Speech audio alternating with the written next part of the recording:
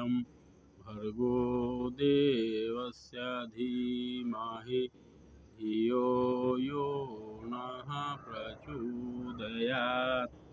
बर्हापीरं नटवरवपुः कर्णयोर्कर्णिकारं बिभ्रद्वाशकनककपिशं वेदयन्तीं च मालाम् रन्ध्रान् वेणोर्धरसुधया पूरयन् गोपवृन्दैर्वृन्दारण्यं स्वपदरमणं प्राविशत गीतकीर्तिम्। वन्दे राधापदाम्भोजं ब्रह्मादीश्वरवन्दितं यत् कीर्तिं कीर्तनेनैव पुनाति भुवनत्रयम्।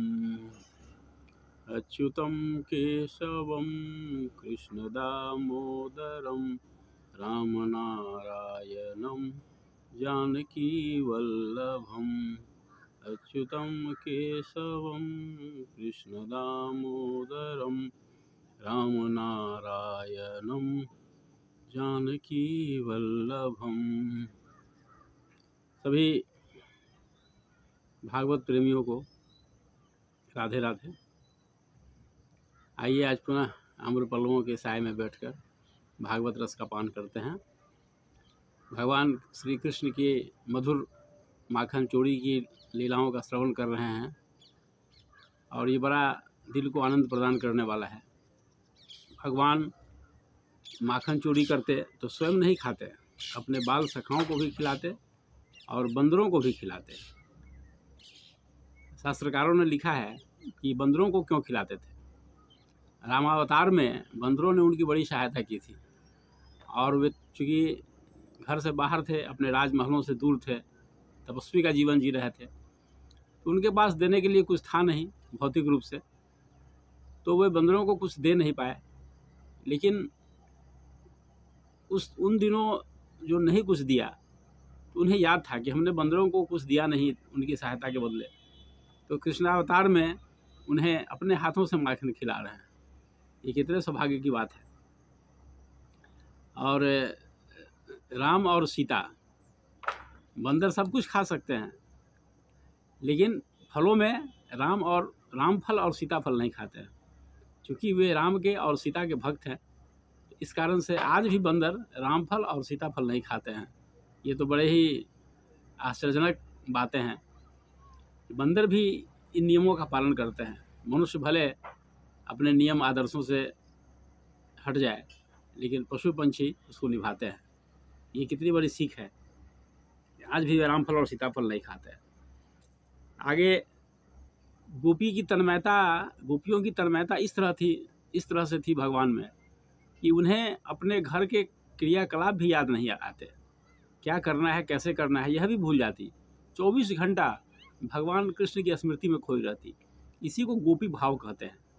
गो का मतलब इंद्रिया, गो कहते हैं इंद्रियों को, और पी कहते हैं पीना। जो इंद्रियों से भागवत रस का पान करे वही गोपी है। आज भी हम कहा जाता है कि गोपी भाव, मनुष्य को भगवान का पूजन गोपी भाव से करना चाहिए। गोपी भाव यही है जिसकी प्रत्येक इंद्रियां भागवत रस से प्रेरित हो, भागवत रस में डूबी रहे। जो अपने सभी इंद्रियों से भागवत रस का पान करे उसी को गोपी कहा जाता है। तो गोपी भाव हमारे अंदर भी आ सकता है, आपके अंदर भी आ सकता है। भले उस जमाने में गोपी कोई स्त्री थी, ये अलग बात है, लेकिन गोपी एक भाव का भी नाम होता है। स्त्री का तो नाम था ही। उन्होंने अपना सब कुछ भगवान को समर्पित कर दिया था। भगवत गीता के 8वें अध्याय का 14वां श्लोक कहता है कि अनन्य चेता सततम यो माम स्मरति नित्यशः तस्याहं सुलभ पार्थम नित्य युक्तस्य योगिनः। कहते हैं कि अनन्य चेता सततम, अपना चित्त दूसरे जगह न दे करके केवल मुझ में जो लगाते हैं, लगाकर जो हमें स्मरण करते हैं, जो भगवान कहते हैं कि जी जो अनन्य भाव से मेरा स्मरण करते हैं, मैं उसके लिए हमेशा सुलभ हूँ। तस्याहं सुलभ पार्थ नित्य युक्तस्य योगिनः। वह असली योगी वही है और वही नित्य युक्त है। हर घड़ी उसकी चेतना भगवान से संबद्ध रखती है। हम लोग इंद्रियों का दास हैं। हमारी इंद्रियां हमेशा भौतिकता में डूबी रहती है। अगर इसी इंद्रियों को हम भागवत रस में डुबा दें तो इसी का नाम गोपी भाव होता है। तो गोपियों की यही स्थिति थी। एक दिन एक गोपी दूध दूहने गई।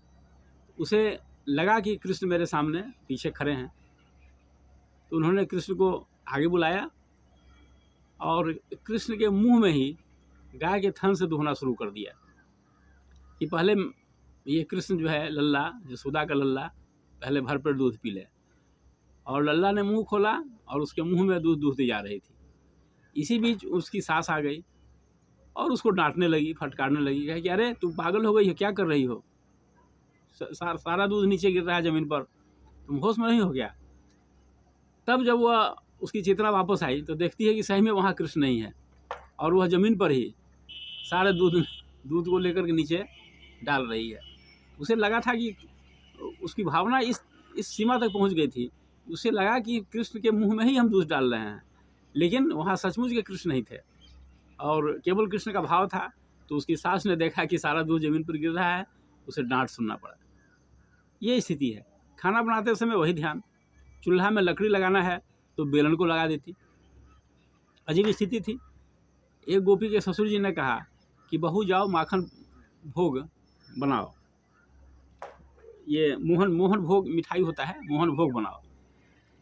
तो वो बेचारी बनाने चली गई ससुर जी का बात मान करके, और बनाने के समय वो कृष्ण की चेतना में खोई हुई थी।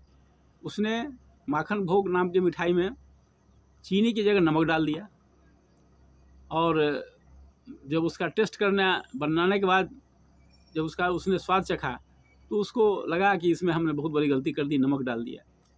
इसी बीच ससुर जी अपने अतिथियों के साथ आ गए और कहा कि बहू मिठाई तैयार है। तो उसने कहा कि हाँ तैयार तो है, तो जल्दी निकालो, समय नहीं है। तो उसने जल्दी भगवान का नाम लेकर के उनके सामने सारे व्यंजन रख दिए, वह मोहन भोग मिठाई भी रख दिया और सबने खूब जम करके खाया। कहा कि वाह, आपकी बहू तो बहुत अच्छा भोजन बनाती है। तो देखिए भगवान की कृपा, कृष्ण चेतना ने उस नमक के स्वाद को मीठा में बदल दिया। ये कहते हैं भक्ति की पराकाष्ठा, इसे कहते हैं। तो भगवान तो अपने भक्तों की लाज वैसे भी रखते हैं, कहना क्या है। और गोपियों की जो स्थिति थी उसी का यह सब कुछ नमूना है कि देखिए कैसी स्थिति में, किस चेतना में रमन कर रही थी गोपी। तो इस स्तर की थी गोपियाँ और ये इसी को गोपी भाव कहते हैं। अगर हम भी अपनी इंद्रियों को हमेशा भौतिक रस में न डुबा करके भागवत रस में डुबाए रखें तो इसे ही गोपी भाव कहा जाता है। और अंत में इन्हीं शब्दों के साथ मैं समापन करूंगा। आप इस संदेश को घर घर ले जाएं, नई पीढ़ी को भी सुनावें, क्योंकि मनुष्य के जीवन का अंतिम लक्ष्य यही है। यह भागवत कथा जो है, भगवान की मधुर कथाएं, ये इस जिंदगी में ही मोक्ष प्रदान कर देती है। ये स्तर होता है भागवत कथा। ओम शांति शांति शांति।